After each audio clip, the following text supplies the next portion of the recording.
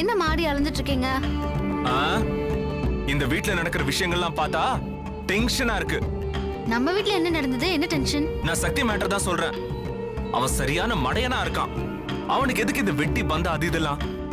அவன் மாமனாரும் மாமியாரும் கால்ல விழுந்து கூப்பிடுறாங்க. இவன் என்னன்னா நான் வர மாட்டேன், நான் போக மாட்டேன்னு அடம் பிடிச்சிட்டு இருக்கான். வெற்றி, சக்தி சொல்றதுலயே ஒரு நியாயம் இருக்கு. அப்படி பண்ணவங்க இப்படி ஒரே நாள்ல மாறிட்டாங்கங்கிறது அவனுக்கு சந்தேகமா இருக்குன்னு அவன் யோசிக்கிறான். லக்ஷ்மி, நான் ஒன்னு சொல்லட்டுமா? அவன் பண்ண முதல் தப்பே அப்பா பேச்ச கேட்டுக்கிட்டு அவன் ஆபீஸ்க்கு போக மாட்டேன்னு சொன்னா பாத்தியா? அதுதான். இதுல என்னங்க தப்பு இருக்கு? அவங்க நம்மள அவமானப்படுத்திருக்காங்க. அதனால நம்ம வேற வீடு தேடி இந்த வீட்டுக்கு வந்திருக்கோம். அதுவும் சக்திக்கும் அனுக்கும் நம்ம சொல்லாமலே வந்துட்டோம். சொல்லாததுக்கு காரணம் அவன் மாமனாரா இருந்தாலும் அந்த விஷயம் சக்திக்கும் அனுக்கும் மனசளவுல கஷ்டத்தை கொடுத்துருக்கு. அதனால அவங்க வீட்டை விட்டு இங்க வந்துட்டாங்க. அது மட்டும் பத்தாதுன்னு அவங்க கொடுத்த வேலையை தூக்கி எறிஞ்சிட்டு வந்துட்டாங்க. லக்ஷ்மி, அது அவங்களா தூக்கி எறியல. அப்பா சொன்னாருங்கிறதுக்காக தான் அப்படி பண்ணாங்க. சரி, மாமா சொன்னதுனால தூக்கி எறிஞ்சாங்க. அதுவே தப்பு தானே? அதுல எந்த தப்புமே எனக்கு தெரியலங்க. ஆமா ஆமா ஆமா. உனக்கு எப்படி தெரியும்? உங்களை வழி நடத்துறவரு அவர் என்ன சொல்றாரோ அதானே உங்களுக்கு வேத வாக்கு. இத பாரு லக்ஷ்மி, அவருக்கு வெட்டி பந்தாவும் வேலைக்காகாத கௌரவம் தான் முக்கியம். பிள்ளைங்களோட எதிர்காலத்தை பத்தி அவருக்கு என்ன அக்கறை இருக்கு? என்னங்க நீங்க எப்படி பேசுறீங்க? மாமா சொன்னது சக்தி அனு கௌரவத்தை காப்பாத்துறதுக்கு.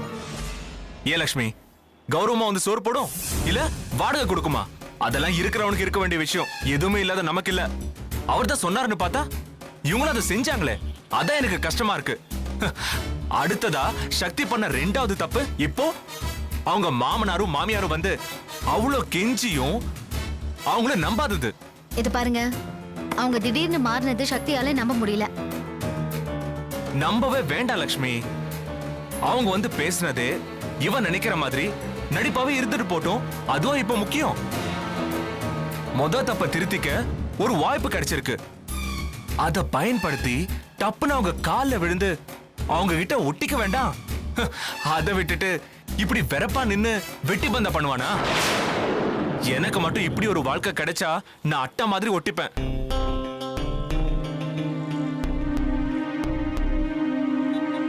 ஏங்க, கொஞ்ச நாள் கஷ்டம் உங்களை இப்படி மாத்தணும்னு நான் எதிர்பார்க்கவே இல்லை.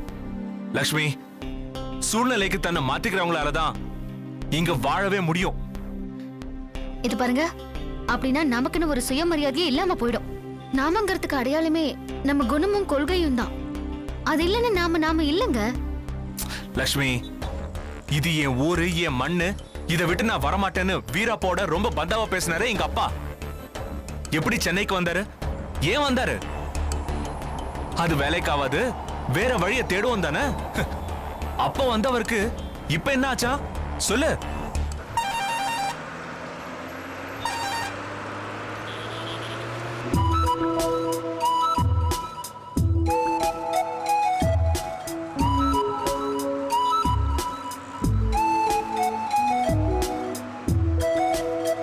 எங்கம்மா போனோம்? தாம்பரம் 2 கொடுங்க. இந்தாம்மா. தேங்க்ஸ். அப்பாடா, டிக்கெட் விலை கொஞ்சம் அதிகம் தான். என்ன பண்றது, சாதாரண பஸ்லயே போயிருக்கலாம். இது கூட பரவாயில்ல. என்ன இவ்வளவு ஃப்ரீயா போறோம். இதுவே சாதாரண பஸ்ஸா இருந்தா நம்ம உட்கார கூட இடம் இருக்காது. என்னங்க, என்ன ஒண்ணும் பேசாம வரீங்க? ஒண்ணு இல்ல லக்ஷ்மி. என்கிட்ட சொல்லுங்க. வேற ஏதாவது யோசிக்கிறீங்களா? சொல்லுங்க. நம்ம வாழ்க்கையை யோசிச்சு பார்த்தேன். இந்த மாதிரி யோசிச்சு என்ன ஆக போகுது? நடந்தது மாறிட போதா இல்ல நடக்க போறதா நின்னுட போதா? லக்ஷ்மி, நடக்க போறது தடுக்க முடியலையேன்னு கவலையா இருக்கு. நடக்க போறதா? எதை பத்தி பேசுறீங்க? நீ வேலைக்கு போறதுதான் சொல்ற. நான் வேலைக்கு போறத பத்தி என்ன இப்போ? லக்ஷ்மி, நீ வேலைக்கு போய் தான் நம்ம குடும்பத்தை காப்பாத்தணுங்கிற ஒரு நெருக்கடி வந்துருச்சு. நான் மட்டும் படிச்சிருந்தா உனக்கு இந்த நிலைமை வந்திருக்குமா? இல்ல எங்களுக்கு ஒரு வேலை கிடைச்சிருந்தாலாவது இப்படி ஆயிருக்குமா? வெற்றி, நான் வேலைக்கு போறது பத்தி நானே கவலைப்படல. நீங்க ஏன் கவலைப்படுறீங்க? இல்ல லக்ஷ்மி, பொண்டாட்டிய வேலைக்கு அனுப்பிட்டு நான் வீட்டுல இருக்கிறது எனக்கு பிடிக்கல. இன்னும் சொல்ல போனா பொம்பளை வருமானத்துல வாடுறது தப்புன்னு என் உள் மனசு என்ன குத்திக்கிட்டே இருக்கு. நீங்க எந்த ஊர்ல இருக்கீங்க? சென்னையில, புரியுதா? இங்க ஒருத்தர் சம்பாத்தியத்துல குடும்பத்தை ஓட்டவே முடியாது. ஆம்பளைங்க பொம்பளைங்க பிள்ளைங்கன்னு எல்லாரும் வேலைக்கு போனாதான் ஒரு கௌரவமான வாழ்க்கைய வாழ முடியும். புரிஞ்சுதா?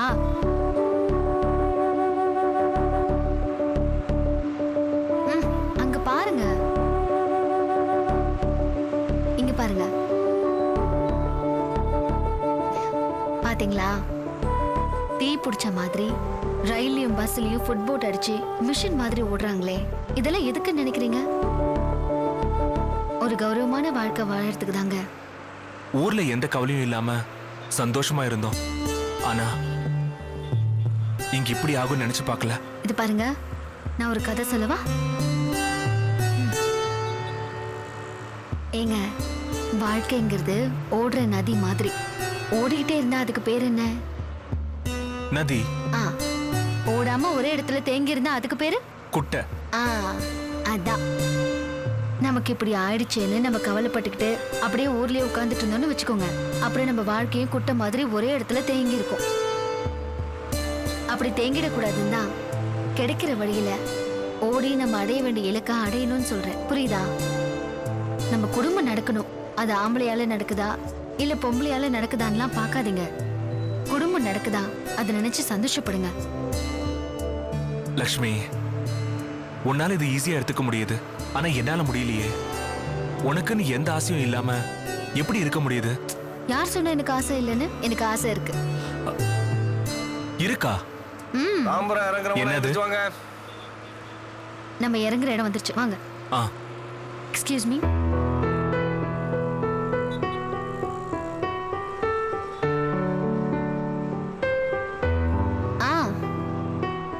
என்ன ஆசைன்னு சொல்லவா? கிடைக்கிற பணத்தை வச்சு நம்ம குடும்பத்தை நல்லபடியா நடத்தணும். அதுக்கப்புறம் அத்தை மாமா 2 பேரையும் எந்த குறையும் இல்லாம நல்லா கவனிச்சுக்கணும். அமரையும் அர்ஜுனையும் எந்தவித வேறுபாடும் இல்லாம வளர்க்கணும். அப்புறம் உங்களையும் தங்கவேல் மாமாவையும் படிக்கலையேங்கிற குற்ற உணர்ச்சியில இருந்து வெளியே கொண்டு வரணும். முக்கியமா உங்க 2 பேரையும் போஸ்டர்ல படிக்க வைக்கணும். அதுக்கேத்த வேலைய வாங்கி கொடுக்கணும். அப்புறம் இனிமே நான் ஆபீஸ்க்கு போறப்போ இந்த மாதிரி பஸ்ல எல்லாம் போக மாட்டேன். உங்களுக்கு ஒரு பைக் வாங்கி கொடுத்து அந்த பைக்கை நீங்க ஓட்ட பின்னாடி பட்டாம்பூச்சி மாதிரி நான் உட்காந்துக்கிட்டு அப்படியே காதோரமா கதை பேசிக்கிட்டே போகணும். இந்த மாதிரி எனக்கு எவ்வளவு ஆசை இருக்கு தெரியுமா? இது பாருங்க, நம்ம குடும்பத்துக்கு சம்பாதிச்சு கொடுக்கிற பாக்கியத்தை கடவுள் எனக்கு கொடுத்திருக்காருன்னு நினைக்கிறப்போ எனக்கு எவ்வளவு சந்தோஷமா இருக்கு தெரியுமா? லக்ஷ்மி, இது எதுவுமே உனக்கான ஆசை இல்லையே, மத்தவங்களுக்காக நீ ஆசைப்படுறது. இது பாருங்க, எதுல நமக்கு திருப்தியும் சந்தோஷமும் கிடைக்குதோ அதுதான் நம்மளோட ஆசையை எடுத்துக்கணும். அப்படி பார்த்தா இது எல்லாமே எனக்கான ஆசைதான். புரிஞ்சுதா? ஸ்டாப் வந்துருச்சு. சரி.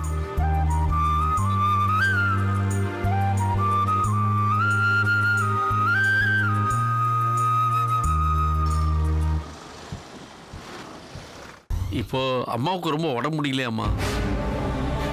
வீட்டுல இருந்து கடமா ஃபோன் பண்ணாமா? அம்மாக்கு திடீர்னு என்னப்பாச்சு? உங்க 2 பேரும் பார்க்கணும்னு சொல்றாளாமா?